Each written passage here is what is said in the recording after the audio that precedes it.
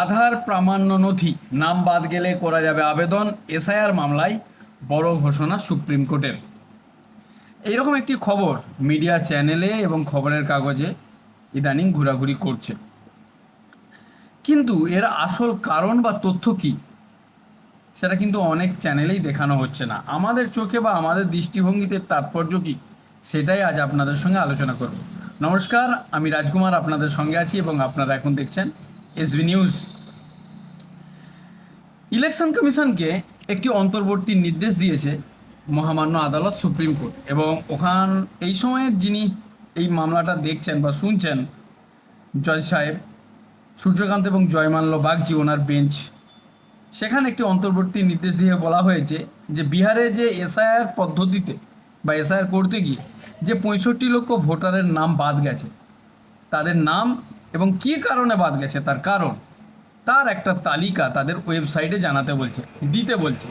তার সাথে সাথে সমস্ত booth office, BLRO office, panchayat অফিসে তার তালিকা ঝুলাতে বলছে। এবং আরেকটি শর্ত দেওয়া হয়েছে যে ঠিক কী কারণে বাদ গেছে, সে মৃত, না স্কিপ করে অন্য জায়গায় গিয়েছে, না সে অবৈধভাবে আছে, তার একটা কারণ সেই নামের নিচে লাগাতে বলছে। এবং এখন আরেকটি যে ইস্যুটা নিয়ে সবচেয়ে বেশি তর্ক হচ্ছে, যে সুপ্রিম কোর্ট কিছুদিন আগে বলেছিল যে আধার কার্ড কোনো বৈধ নাগরিকত্ব প্রমাণের জন্য নয়। মানে নাগরিকত্ব প্রমাণের জন্য যে 11টা ডকুমেন্টস লাগবে তার মধ্যে আধার কার্ড ছিল না, এবং আধার কার্ডের সাথে সাথে ভোটার কার্ড এবং রেশন কার্ডও ছিল না। কিন্তু এখন সেখানে আধার কার্ডটাকে ঢুকিয়ে দেওয়া হয়েছে। এই যে বলা হয়েছে যে আধার কার্ড একটি প্রমাণ্য নথি। এতে বিরোধীরা একটু অক্সিজেন পেয়েছে এবং একটু আনন্দও পেয়েছে। আনন্দ পাওয়ারই কথা, কারণ বিশেষ করে এই বাংলায় অবৈধভাবে যাদেরকে এখানে রাখা হয়েছে এবং অবৈধভাবে অনুপ্রবেশকারীরা যারা আধার কার্ড বানিয়ে, সেটা আসল আধার কার্ড হোক, নকলিভাবে হোক বা প্ররোচনাভাবে হোক, তার থ্রুতে বা তার বলভেসের উপরে নির্ভর করে দিনের পর দিন এই পশ্চিমবাংলায় তারা আছে বা রাজত্ব করছে, ভোট দিচ্ছে শাসক শ্রেণীকে, এরকম একটা আলোচনা সোশ্যাল মিডিয়ায় বা অভিযোগ বিরোধীদের পক্ষ থেকে শোনা যায়। এখন হচ্ছে যে যদি এই অন্তর্বর্তী নির্দেশে আধার কার্ডকে ভ্যালিড করা হয়েছে, তাতে কার কী লাভ হলো, কোন রাজনৈতিক দল এই লাভ উঠাবে আর কোন রাজনৈতিক দল এতে ক্ষতিগ্রস্ত হবে। দেখুন, বিজেপির তরফ থেকে তেমন কোনো কমেন্টস বা তেমন কোনো প্রতিক্রিয়া আসেনি, তবে রাজ্য সভাপতি শ্রমিক ভট্টাচার্য এই ব্যাপারে একটি প্রতিক্রিয়া দিয়েছেন। কিন্তু বিরোধী বা ইন্ডি জোটের যারা সমর্থক আছেন, তার মধ্যে টিএমসি, তৃণমূল কংগ্রেস, তারা কিন্তু এই আদেশে বেশ খানিকটা উৎফুল্লিত বা সন্তুষ্ট। কিন্তু স্বভাবতই ইন্ডি জোট, যেটা তার মধ্যে যতগুলো রাজনৈতিক দল তার সঙ্গে ইনভলভ আছে, সমাজবাদী, আরজেডি, আম আদমি, কংগ্রেস, তৃণমূল কংগ্রেস, স্ট্যালিনের পার্টি, এরা সবাই কিন্তু সুপ্রিম কোর্টের এই রায়কে স্বাগত জানিয়েছে। তার সাথে একটা কথা বলবো যে ইসিআই কিন্তু, মানে জাতীয় নির্বাচন কমিশন, আগামী মঙ্গলবারের মধ্যে, হয়তো সম্ভব হলে সোমবারেই তারা এই কাজটা করে ফেলবে, কিন্তু ইসিআই কিন্তু এতে বেশি লাভবানই হয়েছে। কেন হয়েছে, এটা যদি আমরা গুরুতরভাবে বা একটু যদি ভিতরের দিক থেকে আলোচনা করি, ইন্টারনালি যদি আমরা এই সাবজেক্টটাকে আলোচনা করি, তাহলে কিন্তু দেখা যাবে সুপ্রিম কোর্ট মানে মহামান্য আদালত কিন্তু একবারও ইসিআইয়ের অধিকার কিন্তু একটুও ক্ষুণ্ণ করেনি, অক্ষুণ্ণ রেখেছে এবং অক্ষত রেখেছে। আর্টিকেল 324 1950 সালে যে অধিকার ভারতের সংবিধান জাতীয় নির্বাচন কমিশনকে দিয়েছিল, সেই অধিকার কিন্তু অক্ষুণ্ণ রেখেছে। এবং তাতে স্পষ্টভাবে বলা হয়েছিল যে জাতীয় নির্বাচন কমিশনের সম্পূর্ণ অধিকার আছে নিজস্ব মতামত, নিজস্ব সিদ্ধান্ত এবং নিজস্ব যোগ্যতায় কোনো ফয়সালা নেওয়ার। মানে মহামান্য আদালত সুপ্রিম কোর্টকে সাংবিধানিকভাবে মান্যতা আগেও দিয়েছে, এখনও দিয়েছে। আর একটা কথা, এখানে শুধু একটা জিনিস হয়েছে যে একটু তার ভিতরে শর্ত চাপিয়ে দিয়েছে, যেটা আধার কার্ডের বিষয়। এখন এই আধার কার্ডের ফলে পশ্চিমবঙ্গের কি লাভ হতে পারে রাজনৈতিক দলের? দেখুন, পশ্চিমবঙ্গে অবৈধ অনুপ্রবেশকারী এক নয় একাধিক আছে, একাধিক নয় হাজার আছে, হাজার নয় লক্ষাধিক আছে। এটা অনেকেই জানেন, অনেকেই মানেন। তারা কিছুদিনের দিনে স্বস্তি পাবে। এখন আধার কার্ড প্রামাণিক তথ্য মানে এটা নয় যে আধার কার্ড নাগরিকত্বের জন্য প্রামাণিক তথ্য। ভোটার কার্ডের নাম লেখানোর জন্য আধার কার্ড একটা প্রমাণ মাত্র। আর একবার আপনাদের কাছে রিপিট করছি, ভোটার কার্ডের নাম লেখানোর জন্য কোনো না কোনো তো প্রমাণ দিতে হবে।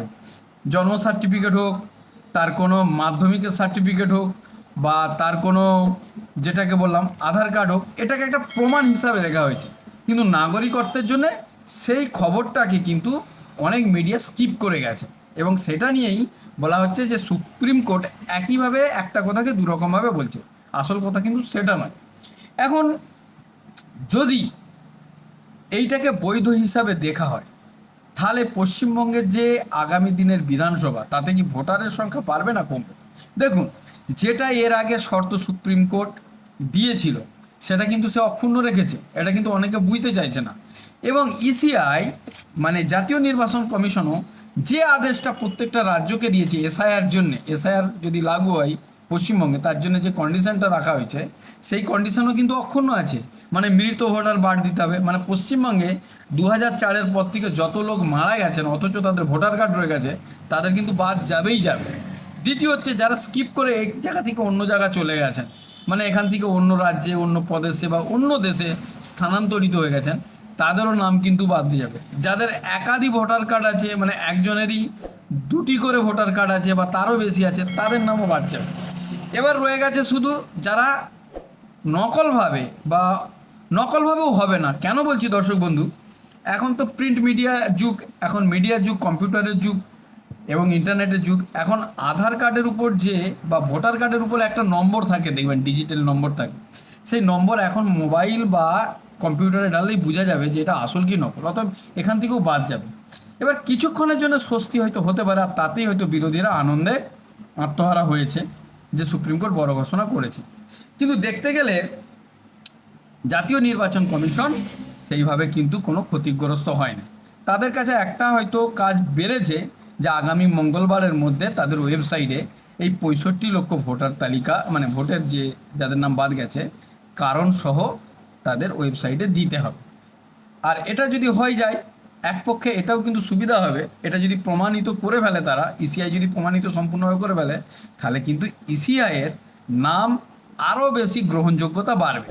কারণ এতক্ষণ সুপ্রিম কোর্ট এটাই প্রমাণ করতে চাইছিল যে ইসিআইয়ের উপর কোনো রাজনৈতিক পার্টির কোনো হস্তক্ষেপ নেই। যদি না থাকে তাহলে সেই 65 লোকের নাম এবং তার কারণ অবশ্যই দিন। তার মানে ইসিআই যে নিরপেক্ষ এবং নিরন্তর নিজের ইচ্ছায় কাজ করতে পারে, কাজ ফয়সালা নিতে পারে, এটা কিন্তু সুপ্রিম কোর্ট তাকে ভিতরে ভিতরে পাওয়ারটা দিয়েছে। অর্থাৎ সুপ্রিম কোর্ট এই যে জিনিসটা করেছে আধার কার্ড, এটা কিন্তু খুব একটা যে বড় কিছু বদলাভ হয়ে গেছে, বড় কিছু পরিবর্তন হয়ে গেছে, ঠিক এমনটাও নয়। আজকের পর্ব এখানেই শেষ করছি। আপনাদের কি মতামত এই ব্যাপারে, এই অন্তর্বর্তী নির্দেশ নিয়ে আপনারা কমেন্ট বক্সে লিখে জানাবেন। ভালো থাকুন, সুস্থ থাকুন।